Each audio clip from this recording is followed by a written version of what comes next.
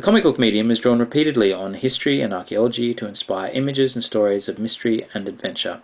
Western comic books, dominated since the late 1930s by the superhero genre of storytelling, present larger-than-life worlds of action in which the motivations, actions, and discoveries of the fictional archaeologist are questionable at best, but always a source of intriguing story and entertainment.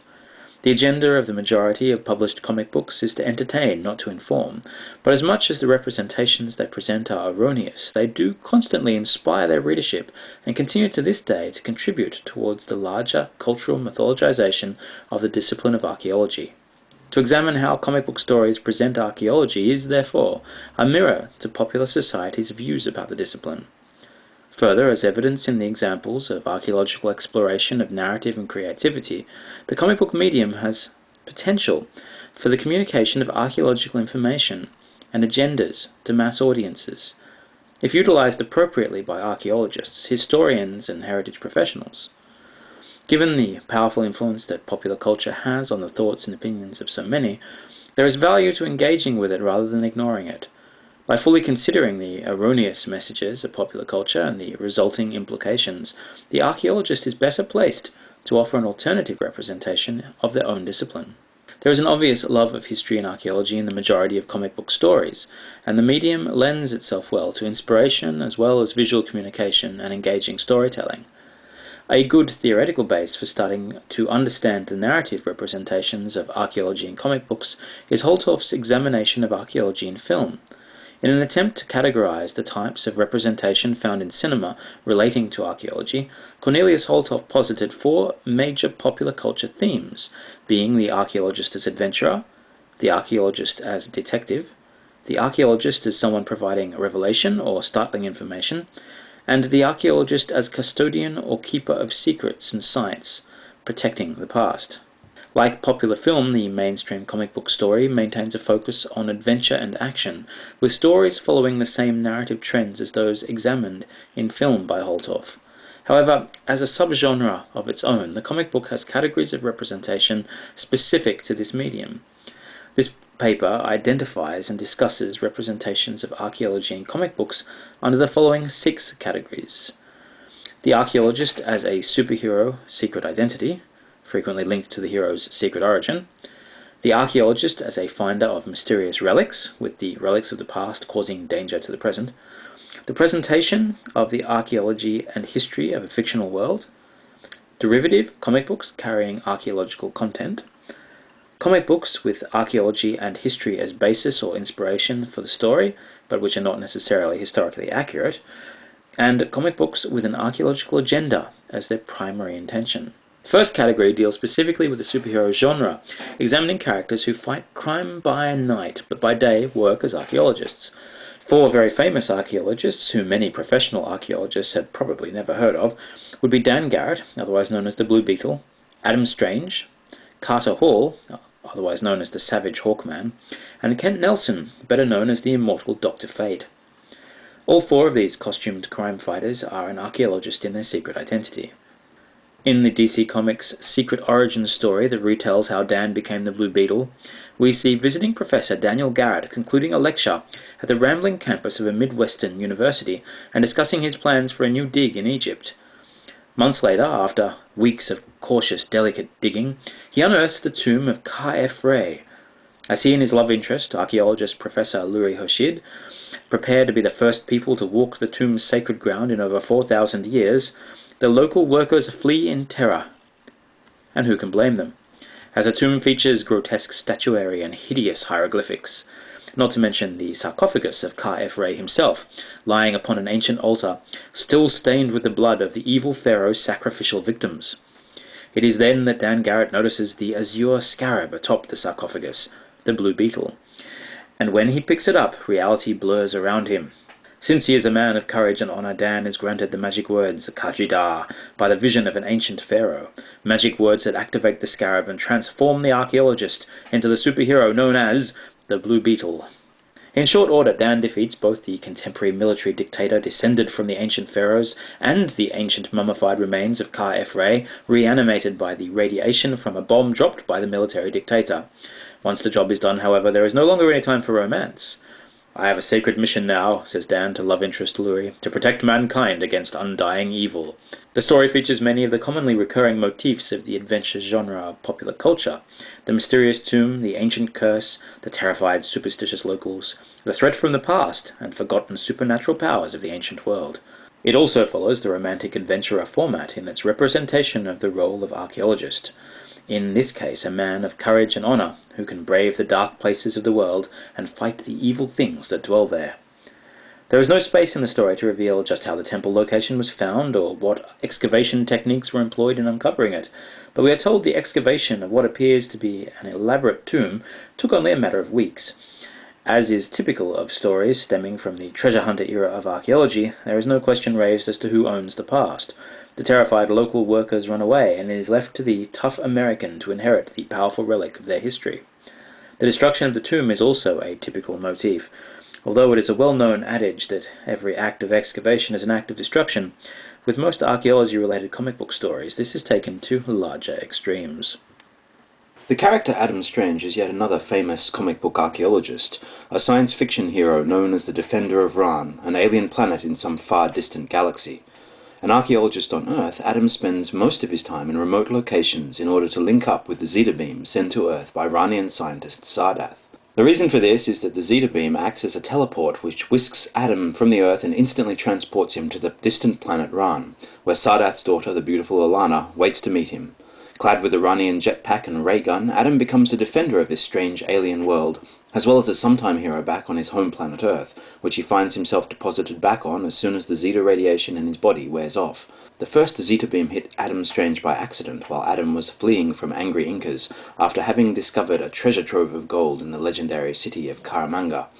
In Adam's origin story, there is no question of who owns the past, as Adam is clearly portrayed as upset that these angry natives wish to prevent him from revealing news of his great discovery to the outside world. It sets up a strange indication of what an archaeologist does and how they work. In this case, Adam apparently works alone, trekking somewhat randomly through the Peruvian plateau of the Andes Mountains in search of treasures of gold in forgotten temples, although the presence of natives guarding the temple seems to suggest that it is only lost and forgotten to the archaeologist. 2 pages from an Adam Strange story that featured as a backup feature in the December 1980 issue of Green Lantern further display the fallacies displayed in comic book representations of archaeology. On the opening page we see that Adam has been hurled back to Earth after a fateful explosion on Rann, not knowing where or even what time zone he has ended up in. Luckily for him, his archaeological training stands him in good stead, as he can easily recognise the Australian Aborigines looming up behind him. However, he is quite likely the only person who could possibly recognise them, since the representation of the Aboriginal tribe bears no resemblance whatsoever to reality, depicting the group more as a stereotypical cavemen, despite the fact that the story is set in 1980s Australia. The panel reads, "Now the body of Adam Strange lies in the desert lands of Australia, watched over by a wary group of primitive and armed natives." Soon enough, this quiet, mysterious race take Adam to what the writer has described as a stony collection of boulders, but which the artists have rendered more like a large stone temple. Luckily, as an archaeologist, Adam recognizes the bizarre items, concluding they must be making their own brand of voodoo to cast at another tribe. Happily, one of the tribe swiftly presents Adam with an elongated rock, which looks to have been engraved across its surface. On seeing this, Adam happily proclaims, "It's an Aborigine map. Every scratch is a landmark to him. Not only across 200 miles of desert, but through periods of time too. He has managed to tell me not only where I am, but when. I'm not far from Sydney." What is demonstrated in this example is not only an assumption about the role of the archaeologist as an all-knowing seer fluent in every language, culture, tradition, writing form and map-making technique the world over, but also the role of the so-called primitive as a custodian of archaeological treasure. The artists have obviously not bothered at all to research visually how to represent Australian Aboriginal people or culture, but then they are under no obligation to. Superhero comic books are first and foremost entertainment, and the accuracy of content in a world where men dress in spandex in order to better fight crime is always going to be questionable at best. It would be setting up a straw man to criticize comic books for inaccuracy, but it is appropriate to question the sphere of influence such a publication would have had. The issue the Adam Strange story was published in would have been widely read, not just in America but worldwide, with Green Lantern one of the most popular comic books that DC put out at the time.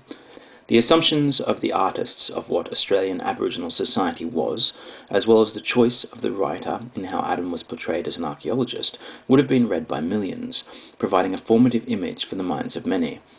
Popular culture is designed purely to entertain, but the ideas it presents often have a far greater influence on the general population than any academic paper ever will. Very little has changed in the role of the archaeologist in the superhero story, as is demonstrated in a September 2000 Green Lantern story where archaeologist Sala Nisaba leads an expedition to find the legendary gates of Kornugi in the Syrian desert.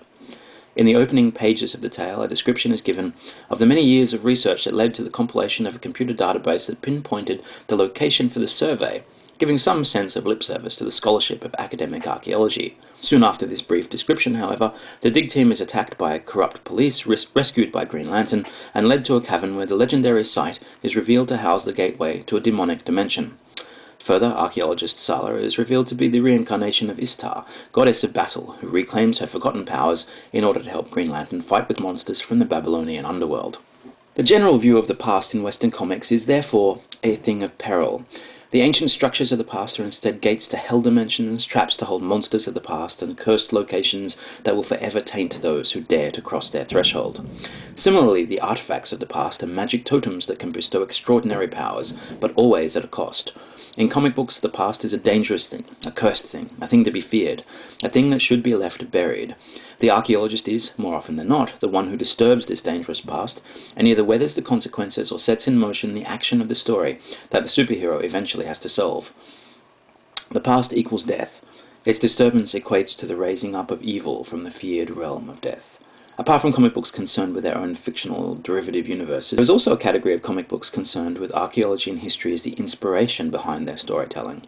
It is important to note, however, that such inspiration does not always mean historical accuracy will be presented within the pages of the story. One series that plays with the established facts of history is Asterix, a French series set in the year 50 BC, when the entirety of Gaul has been conquered by the Roman Empire. All of it, that is, except for one small village, where the local druid brews a magic potion that endows the drinker with superhuman strength. The main characters, Asterix and his best friend Obelix, and pet dog Dogmatix, travel throughout the conquered Roman Empire, meeting various historical figures and creating mayhem along the way. Their visit to Egypt, for example, in the story Asterix and Cleopatra, was a good excuse to explain just what happened to the Sphinx's nose, with Obelix accidentally knocking it off while climbing up the Sphinx to get a better view of the area. A more recent example of the influence of history in comic books can be seen in the series Northlanders, an ongoing title dedicated to telling stories about obscure and lesser-known moments from Viking history. Some of the tales represented include the return of a Lord of Orkney that has fought the Varangian forces of Constantinople in 980 AD, a raid on Lindisfarne in 793 AD, the occupation of Ireland in 1014 AD, and the siege of Paris in 885 AD. Although the past is the subject and the inspiration, the intention remains to tell an entertaining story rather than strictly to educate, although a comic like this walks the ground of attempting to do both. These examples of comic books inspired by history and archaeology also demonstrate that without an archaeological intention behind the work itself, they can often be as far removed from academic scholarship as the superhero tales previously noted. Having looked at examples of comic books that touch on history and largely misrepresent archaeology in the role of the archaeologist, it is important once again to stress the power and influence that comic books have on their audience. They are often used as a teaching tool for early readers because they can represent ideas through both word and image.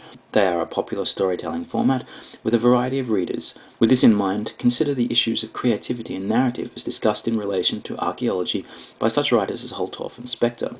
Utilizing such approaches, it is possible to use the influential storytelling format of the comic book to communicate archaeologically specific information or messages.